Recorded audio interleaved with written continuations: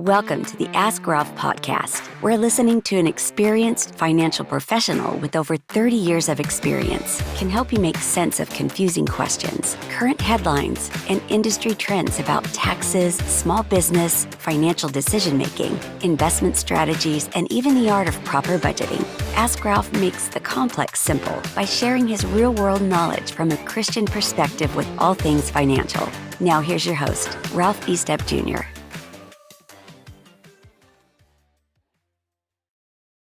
Tonight's show, let's start with a very simple question. Are you lying awake at night worrying about your aging parents' financial situation? Just think about it. Does the thought of their retirement years fill you with anxiety because they frankly didn't prepare adequately?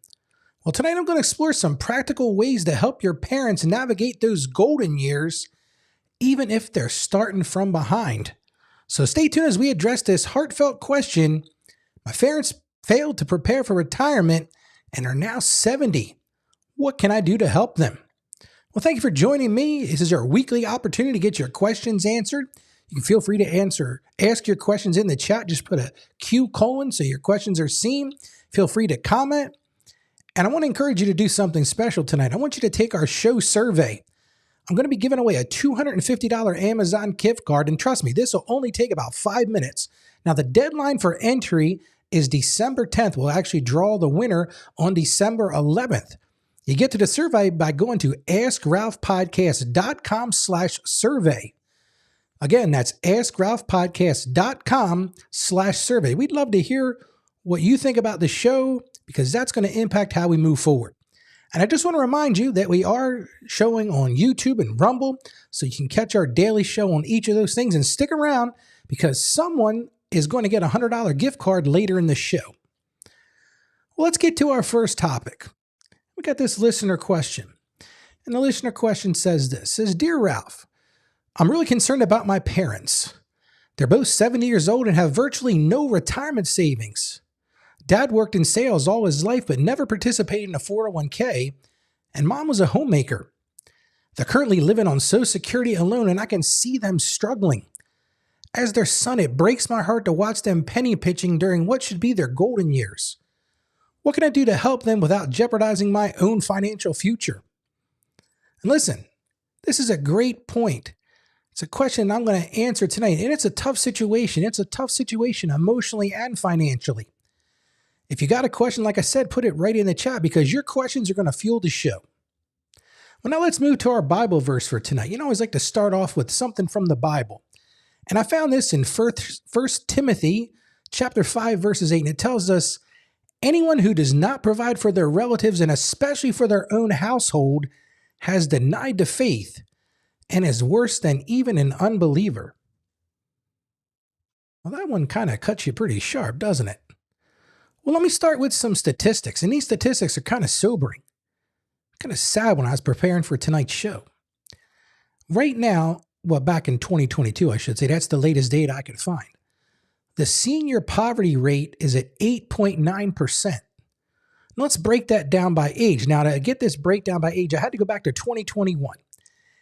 And let me tell you about what the census data said then. This is the percentage of seniors who were in poverty. Age 65 to 74, that percentage was 7.8%. Once we go to age 75 to 84, it jumps to 9.2%. And then once you go 85 and older, that poverty rate is now 12.5%. But again, that overall poverty rate of those people 65 and older is 8.9%. Now, I found out something interesting. There's also this thing called the Supplemental Poverty Measure. That's a SPM. And that often paints a different picture. Now, that particular metric considers a broader range of factors like medical expenses, geographic cost of living, and often results in higher poverty rates, especially for seniors. And in 2021, the SPM poverty rate for those 65 and older was a whopping 10.1%. So think about that. 1 in 10 people over 65 are currently living in poverty. So you might ask, how does that break down? Well, here's the thing. Older women have a higher poverty rate as compared to men. That's just facts. Black and Hispanic have a higher rate than white and non-Hispanic. And seniors living alone, especially women, have a higher rate in poverty. So I thought I'd share a story with you. I want to tell you about a couple I met a few years ago, and they're facing the same situation as you, Greg. That was your question we put tonight. And this particular client, he shared his story. He was seeking help. He told me, he said, Ralph, I'm not sure what to do. He told me his mom had called and she was embarrassed to admit it. But she said to her son, she said, I can't afford the property taxes on our house. And this client said to me, he said, Ralph, I was heartbroken. I had no idea my parents were struggling. And he shared with me, he said, I was emotionally devastated. He was looking for guidance. And I'm going to share this with you now. Let me start by saying this. If you find yourself in this situation, the pain you're feeling is real. You have to acknowledge that. The truth is, many of us have had to deal with these issues. Watching our parents struggle financially is emotionally devastating. It just is. If you've been through it or you know somebody who's been through it, it is tough. So what's causing this? Let's start by answering the question of what is causing this poverty, that 10.1% of those over 65. Well, the first thing is fixed incomes. The truth is many seniors rely on fixed incomes from Social Security and pensions. And those things can be difficult to stretch as the cost of living rises. And if the last few years are any, you can look at that and say, wow, the cost of living has been going up, but their pensions and Social Security haven't been rising at the same rate. So that leads to poverty. The next thing is healthcare costs. As you get older, and I've done shows on this, the cost of healthcare is going to be greater. The out-of-pocket healthcare expenses, that includes prescription drugs, long-term care. And listen, these are significant burdens for seniors. The Kaiser Family Foundation provided data on Medicare beneficiary spending and said this was the major cost for seniors. Another thing is housing costs. Listen, rising housing costs, including rent and property taxes, can make it difficult for seniors to afford safe and stable housing. That came from Harvard's Joint Center for Housing Studies. Looked at the affordability for older adults. Think about that. And last but not least, caregiving responsibilities. Truth is, some seniors may be providing care for a spouse or a grandchild, which can add to their financial strain. So you might be asking, Ralph, okay, that sounds terrible. These are terrible things. Well, what does that poverty lead to? And this is the truly terrible things. The things that we got to work to avoid. The first one's food insecurity. You hear about this. Some seniors experiencing poverty are more likely to experience food insecurity.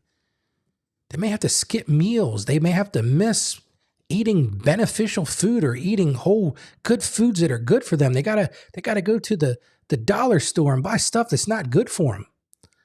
Another thing this poverty leads to is healthcare access.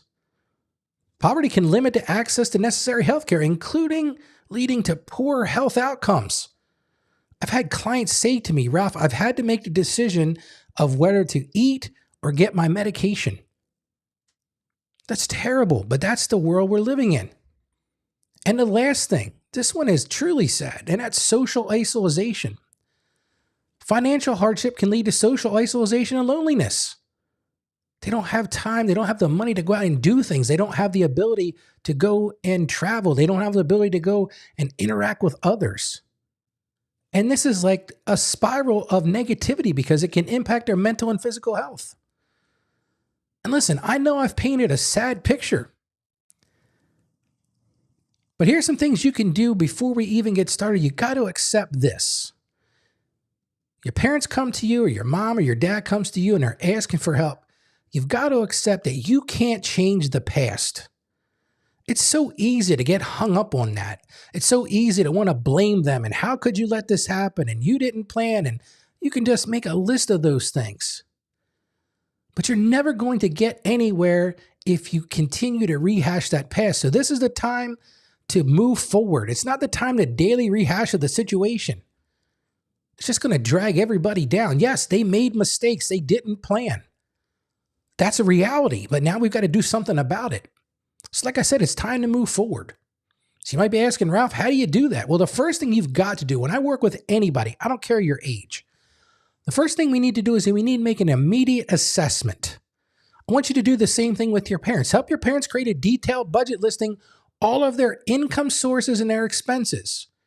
You got to start with some facts. These are realities. They're not emotional. There's no emotion in this. List those income sources, whether it's Social Security, pensions, whatever those things are, and then list out those expenses and be honest and truthful about them. If you don't put it all pen to paper, you're not going to get anywhere. The next thing I'm going to encourage you to do is review their Social Security benefits to ensure they're maximizing their payments. Make sure that their Social Security is correct. Maybe you go to the Social Security website, look at their benefit statement, make sure that they've gotten all of the value of the quarters that they work while they were working. You want to do the same thing in the pension area. Make sure they're collecting all the pensions they have or all the retirement accounts that they have. I've had situations where clients had forgotten about, oh yeah, I had that job 20 years ago. I totally forgot about it. Well, this isn't a time to forget about those things. This is the time to be engaged. So like I said, first thing, non-emotional. Number one, immediate assessment of where they stand. The next thing you've got to look at is housing, because housing generally is the biggest cost. And this is going to be one of those uncomfortable conversations. Maybe you got to consider downsizing. You got to look and see if that makes sense or not.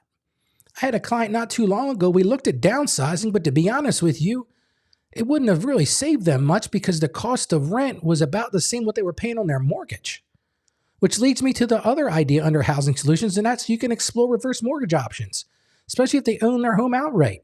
I've done a few shows on that. I encourage you to go check those out, but that is a viable option. Just look at the details and make sure it's the right fit for them. And then the other thing you want to look at is senior living communities. See if that fits into their budget. Maybe that's an option for them. Maybe that'd be a better option to break down that social isolation. Maybe they'll have better care. They'll get better meals. So that's number two, housing solutions. The third is healthcare planning. Again, another big cost for those who are in retirement. You got to make sure they're enrolled in Medicare and understand their benefits. Maybe they don't have that supplemental insurance policy, and that's why their out-of-pockets are costing so much. This is when you look at that. Look at the viable options out there and talk about supplemental insurance.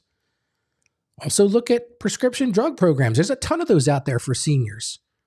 So that's a big piece of that. Like I said, start with that assessment, move into housing, and talk about healthcare.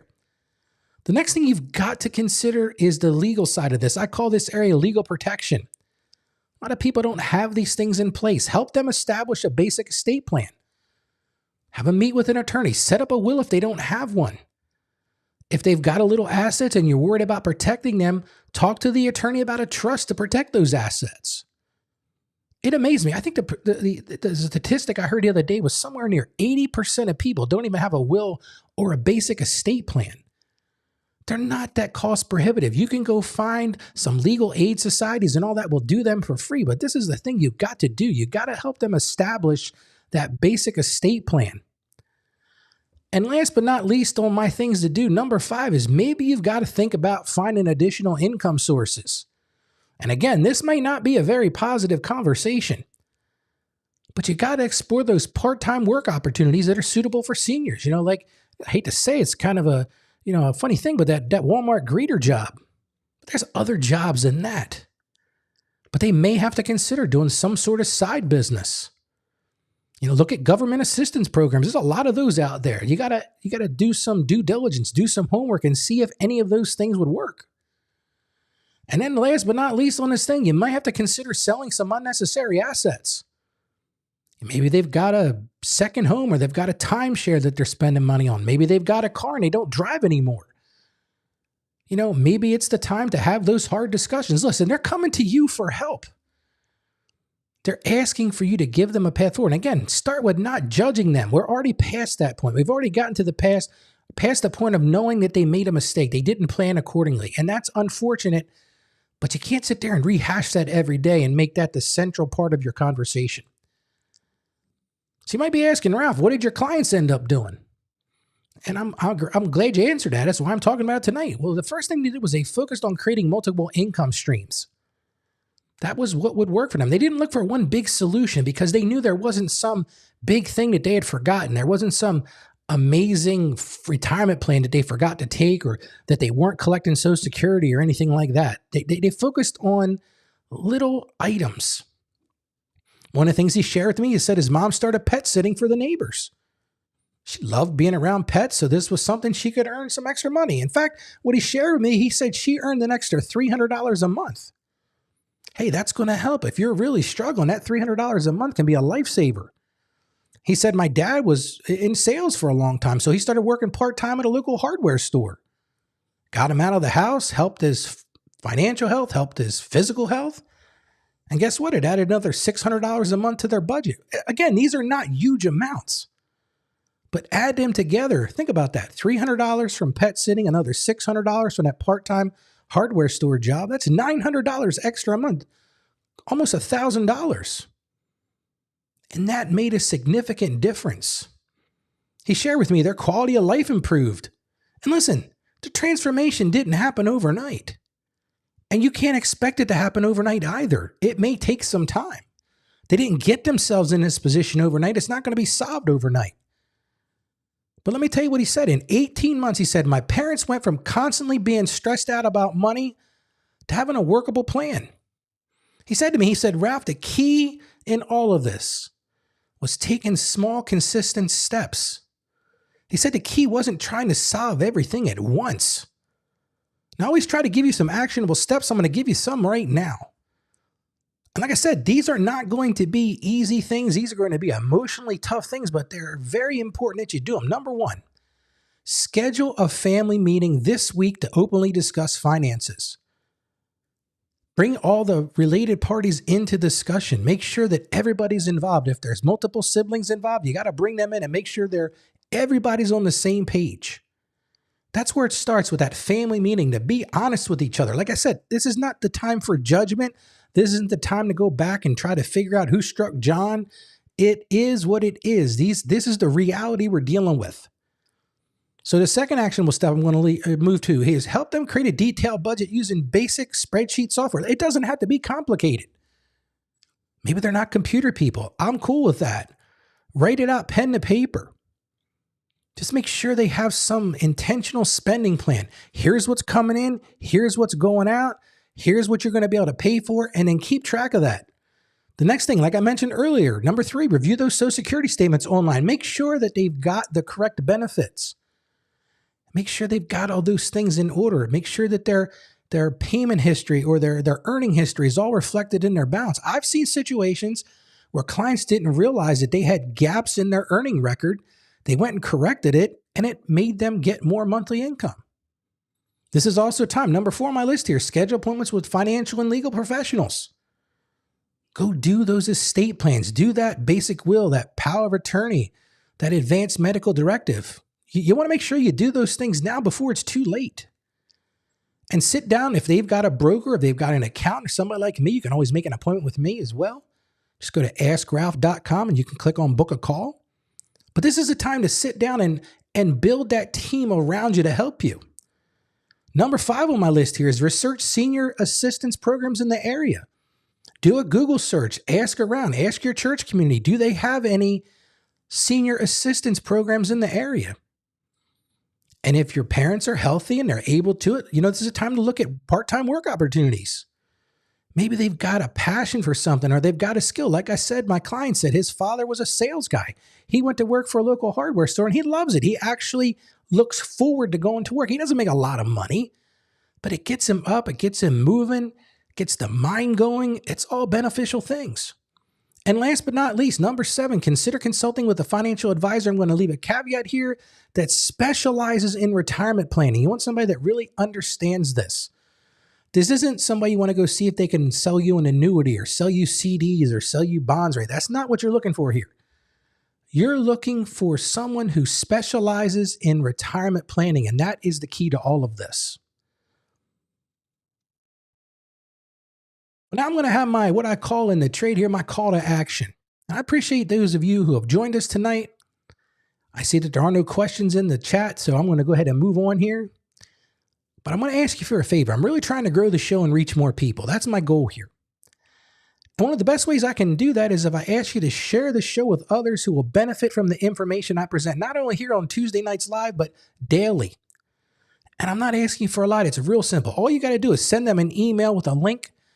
And in that link, just say askralph.com and tell them how it's impacted your financial and your faith life. Just send him a quick email. Say, listen, I met this guy, Ralph, online. He gives me the straight and narrow. He tells me what I can do to improve my finances and blends that with faith. You can find him at AskRalph.com. Because the truth is this, word of mouth is the key, and your sharing with your friends and family will help us grow.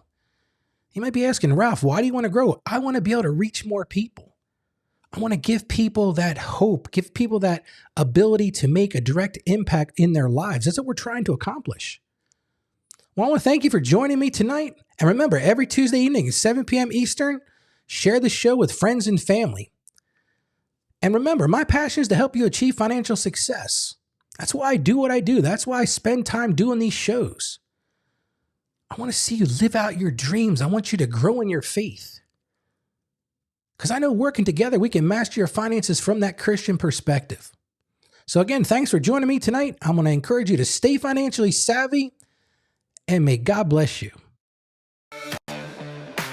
Thank you for joining us on the Ask Ralph podcast. And with a simple click to subscribe, we'll invite you back to our next episode. And remember, financial issues don't have to be complicated.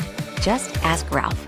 The information contained in this episode of Ask Ralph is based on data available as of the date of its release. Saggio Accounting Plus and Ask Ralph Media, Inc. is under no obligation to update this content if changes occur. Applying this information to your specific situation requires careful consideration of all facts and circumstances, and any information provided is not to be considered as financial, tax, or legal advice. Please consult your tax advisor or attorney before acting on any material covered.